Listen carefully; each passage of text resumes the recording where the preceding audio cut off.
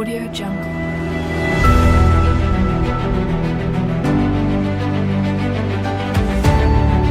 Audio Jungle.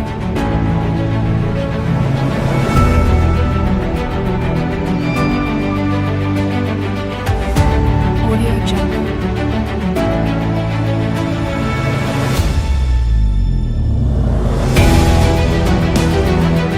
Audio Jungle. Audio Jungle. Audio Jungle.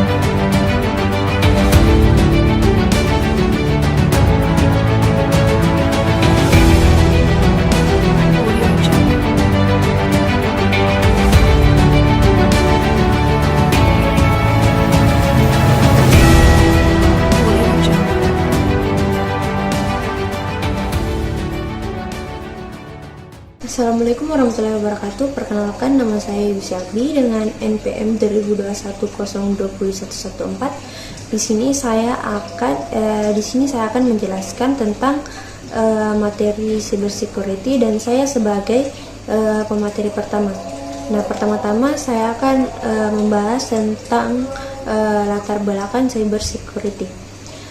Seiring dengan pesatnya perkembangan teknologi informasi dan komunikasi, internet telah menjadi bagian penting dalam kehidupan manusia. Internet memungkinkan pengiriman data cepat, efisien, dan tanpa batas, memberikan kemudahan bagi pengguna untuk menjelajahi dunia maya. Namun, di balik manfaat tersebut, internet juga membawa ancaman yang signifikan, seperti munculnya kejahatan cybercrime. Nah, kejahatan ini memanfaatkan teknologi untuk mencuri data, menyebarkan informasi berbahaya, atau merusak sistem. Di Indonesia sendiri, ancaman keamanan siber semakin menjadi perhatian karena negara ini memiliki populasi besar dan sumber daya alam melimpah, menjadikannya target potensial bagi berbagai serangan. Cybersecurity menjadi penting untuk melindungi data, mencegah akses tidak sah, serta menjaga stabilitas dan keamanan di era digital yang semakin kompleks. Adapun definisi cybersecurity, cybersecurity adalah praktik melindungi sistem, jaringan, dan program dari serangan digital yang bertujuan untuk mengakses, mengubah, atau menghancurkan informasi yang sensitif. Dalam era digital saat ini, keamanan siber menjadi sangat penting untuk melindungi informasi sensitif dan mencegah akses yang tidak sah seperti pencurian data dan kerusakan sistem. Nah, cybersecurity mencakup berbagai tindakan dan teknologi yang dirancang untuk melindungi perangkat keras, perangkat lunak, dan data dari ancaman-ancaman lain. Selanjutnya adalah materi tentang komponen utama cybersecurity. Komponen utama dari cybersecurity ada 5, yaitu yang pertama keamanan informasi, yang kedua keamanan jaringan, yang ketiga keamanan aplikasi, yang keempat keamanan endpoint, dan yang kelima disaster recovery and continuity planning. Baik, materi selanjutnya yaitu prinsip-prinsip dasar cybersecurity. Adapun prinsip-prinsip dasar cybersecurity ini terbagi menjadi 3, yaitu kerahasiaan atau confidentiality. Nah, di dalam confidentiality ini memastikan bahwa informasi hanya dapat diakses oleh pihak berwenang. Yang kedua, integritas atau integrity, di mana integritas memastikan bahwa informasi tidak dapat diubah atau dihapus secara tidak sah.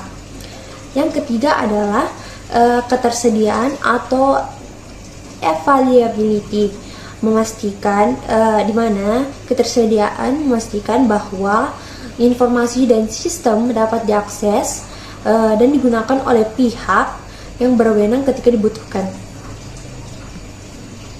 Nah, adapun jenis-jenis ancaman cyber, yang pertama eh, malware atau virus, worms, dan trojans.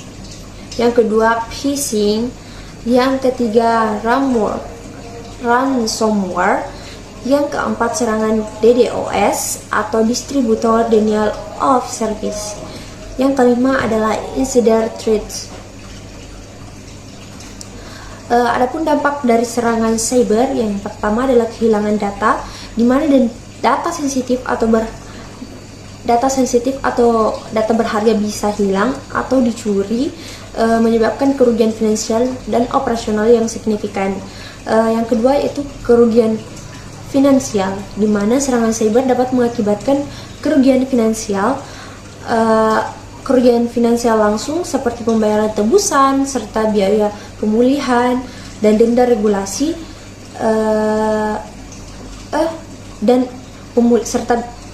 pemulihan dan denda regulasi. Nah, berikutnya adalah bisa saja reputasi kita yang akan tercemar, di mana pelanggar data atau serangan lainnya dapat merusak reputasi organisasi, mengurangi kepercayaan pelanggan atau mitra bisnis. Yang keempat adalah gangguan operasional. Nah, di mana serangan cyber dapat mengganggu operasi bisnis, mengakibatkan downtime yang mahal dan hilangnya produktivitas. Baik, itulah materi yang bisa saya jelaskan. Berikutnya akan dibacakan materi selanjutnya oleh teman saya, Muhammad Faisal Satriawan. Oke, baik. Assalamualaikum warahmatullahi wabarakatuh. Perkenalkan, nama saya Muhammad Faisal Satriawan, AS, dengan NPM 2021020108. Nah, di sini saya akan melanjutkan pembahasan yang terlebih dahulu sudah dibahas oleh rekan saya mengenai materi cyber security. Pertama-tama yang akan saya lanjut bahas yaitu teknologi dan alat cyber security. Apa sih itu teknologi dan alat cyber security? Teknologi dan alat cyber security itu terbagi atas 5. Yang pertama itu firewall. Apa sih itu firewall? Firewall berfungsi sebagai eksekutor atau yang bertindak sebagai penghalang antara jaringan internal yang aman dan jaringan eksternal yang tidak dapat kita percayai, seperti misalnya internet. Mereka memantau dan mengendalikan lalu lintas jaringan berdasarkan aturan keamanan yang telah ditentukan. Nah, sedangkan yang kedua itu ada antivirus ataupun anti malware. Nah, apa sih itu antivirus atau anti malware? Yang merupakan perangkat lunak antivirus dan anti malware yang bisa mendeteksi maupun mencegah dan menghapus program berbahaya seperti virus, worm, dan trojan. Nah, mereka bekerja dengan memindah file dan program untuk seperti tanda-tanda malware dan membandingkannya dengan database ancaman yang tidak dikenal. Nah, yang ketiga itu Intrusion Detection System atau IDS dan Intrusion Prevention System atau IPS. IDS memantau jaringan dan sistem untuk aktivitas mencurigakan ataupun pelanggaran kebijakan, misalnya kebijakan keamanan, memberikan peringatan ketika ancaman itu terdeteksi. Nah, sedangkan IPS sendiri dia juga sebagai eksekutor dan tidak hanya mendeteksi, tetapi juga dia mengambil tindakan untuk mencegah atau memitigasi ancaman tersebut secara otomatis. Nah, yang keempat itu ada yang dinamakan enkripsi. Apa sih itu enkripsi? Enkripsi berfungsi untuk melindungi data dengan mengubahnya menjadi format yang tidak dapat dibaca tanpa kunci dekripsi yang tepat. Nah, ini digunakan untuk mendukung dan melindungi data di dalam transit dan data yang tersimpan dari akses yang tidak sah. Yang kelima itu ada yang dinamakan MFA, yaitu Multi-Factor Authentication. Apa sih itu MFA? MFA itu berfungsi yang dia menambahkan lapisan keamanan tambahan dengan meminta pengguna untuk memberikan dua atau lebih bukti identitas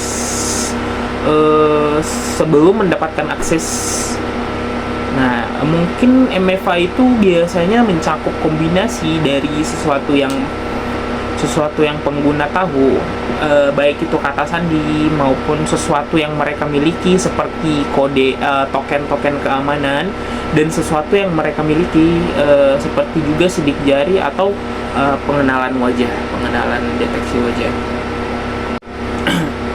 Oke, yang selanjutnya akan saya bahas dalam materi cyber security itu ada yang dinamakan prosedur dan kebijakan keamanan dalam cyber security. Yang pertama itu ada yang dinamakan manajemen risiko.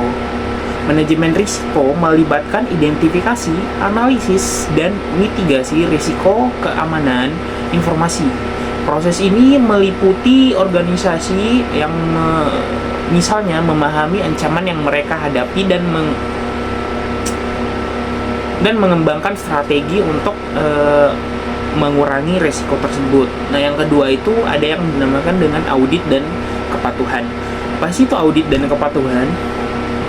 Audit keamanan dan kepatuhan berfungsi memastikan bahwa organisasi memenuhi kebijakan keamanan internal dan regulasi eksternal. Bisa dibilang audit rutin membantu untuk mengidentifikasi kebutuhan dan memastikan bahwa langkah-langkah keamanan yang tepat dapat diterapkan. Nah, yang ketiga itu ada yang dinamakan pelatihan dan kesadaran keamanan.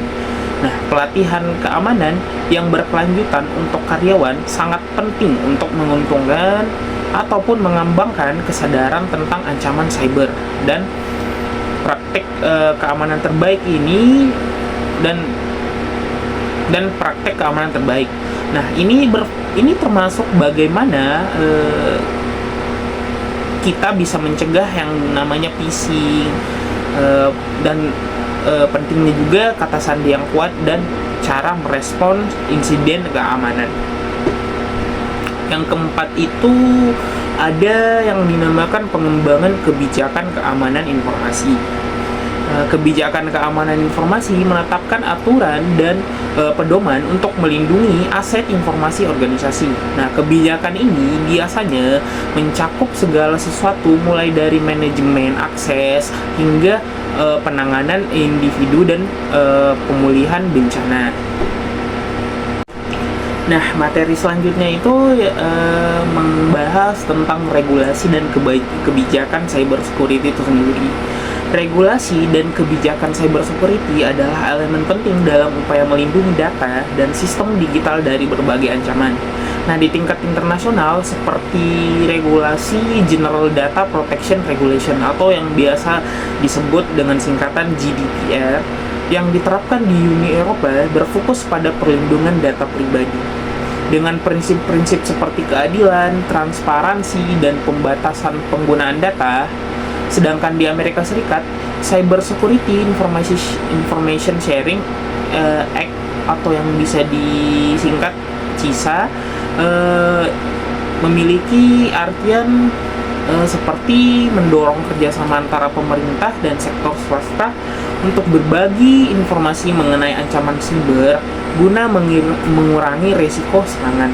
Nah, sementara itu, untuk di Indonesia sendiri, dasar hukum yang mengatur keamanan cyber adalah Undang-Undang Informasi dan Transaksi Elektronik atau yang biasa kita dengar mungkin Undang-Undang ITE, yang mencakup perlindungan data, pengakuan tanda tangan elektronik, dan sanksi sebagai bagi pelanggaran cyber. Nah, selain itu, Peraturan Pemerintahan Nomor 82 Tahun 2012 mengatur standar keamanan penyelenggaraan sistem elektronik dan tata kelola data. Nah, regulasi ini dirancang untuk mengatasi tantangan cyber yang semakin kompleks sekaligus memberikan perlindungan bagi masyarakat dan organisasi dalam era digital itu sendiri. Oke, kita masuk ke pembahasan selanjutnya, yaitu dalam teknologi zaman sekarang yang semakin pesat dan canggih. Mungkin dalam cyber security itu terdapat tantangan-tantangan yang mungkin kita harus hadapi.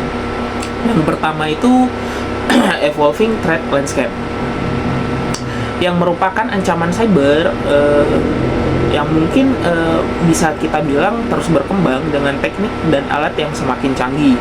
Nah, penjahat cyber biasanya menggunakan teknologi terbaru seperti yang marak ini kita mungkin teman-teman gunakan ya, seperti kecerdasan buatan atau AI dan machine learning untuk meningkatkan efektivitas serangan mereka.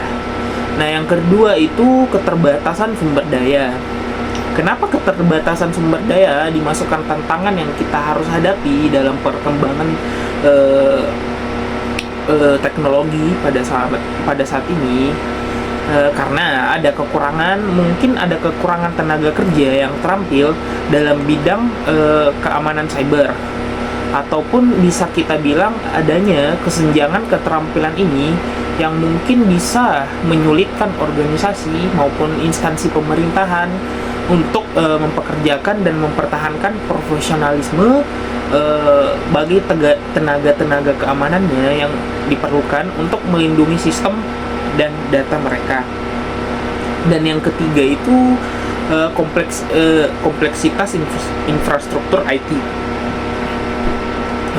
Infrastruktur teknologi yang semakin kompleks, nah termasuk penggunaan cloud computing, Internet of Things atau IoT dan perangkat mobile, meningkatkan kemungkinan permukaan serangan yang harus kita amankan.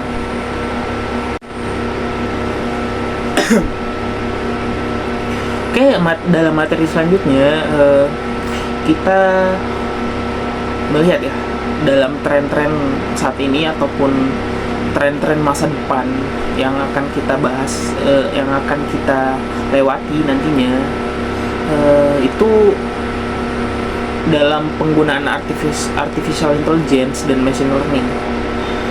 Dalam AI sendiri dan machine learning semakin banyak digunakan dalam cyber security untuk mendeteksi ancaman secara real time, yang menganalisis pola serangan dan merespon insiden dengan lebih cepat dan efektif. Sehingga teknologi ini membantu dalam meningkatkan otomatisasi dan efisiensi dalam mengidentifikasi dan mengatasi ancaman. Sedangkan keamanan cloud juga dengan meningkatnya adopsi layanan cloud, keamanan cloud menjadi prioritas utama bagi perusahaan-perusahaan maupun organisasi-organisasi kepemerintahan. Nah, penyedia layanan cloud terus meningkatkan fitur keamanan mereka, dan organisasi harus memastikan bahwa mereka menerapkan kebijakan keamanan yang tepat untuk melindungi data dan aplikasi di lingkungan cloud mereka sendiri. Nah, untuk Internet of Things atau IoT juga turut digunakan karena dengan security dan dengan semakin banyaknya perangkat IoT yang terhubung ke internet, keamanan IoT itu menjadi semakin penting. Organisasi itu perlu mengembangkan dan menerapkan strategi keamanan yang komprehensif untuk melindungi perangkat IoT dari ancaman-ancaman pelaku serangan cyber. Dan yang terakhir itu blockchain dalam keamanan cyber teknologi. Blockchain sendiri itu menawarkan solusi untuk meningkatkan keamanan data dengan menyediakan transparansi, integritas, dan ketahanan terhadap manipulasi. Nah, blockchain dapat digunakan untuk memastikan keaslian dan keintegritasan data dalam berbagai aplikasi, ya, yang dimana itu termasuk transaksi keuangan dan rantai pasukan. Jadi mungkin dari sekian banyak materi, mungkin kalau bisa kita bilang cyber security itu sangat luas ya. Jadi mungkin saya dan rekan saya itu cukup sekian yang materi kita bahas dalam materi cyber security. Jadi dengan ini kami dapat simpulkan cyber security adalah bidang yang sangat penting dalam era digital saat ini. Nah, dengan berbagai ancaman yang terus berkembang, penting bagi diri kita sendiri, baik bagi organisasi, baik bagi instansi pemerintahan, untuk menerapkan langkah-langkah keamanan yang komprehensif. Masa depan keamanan cyber akan melibatkan teknologi baru dan pendekatan inovatif untuk melindungi data dan sistem dari serangan. Oke, cukup sekian. Itulah mungkin pemaparan melalui video dari kelompok kami yang membahas materi tentang cyber security. Kurang dan lebihnya mohon dimaafkan. Assalamualaikum warahmatullahi wabarakatuh.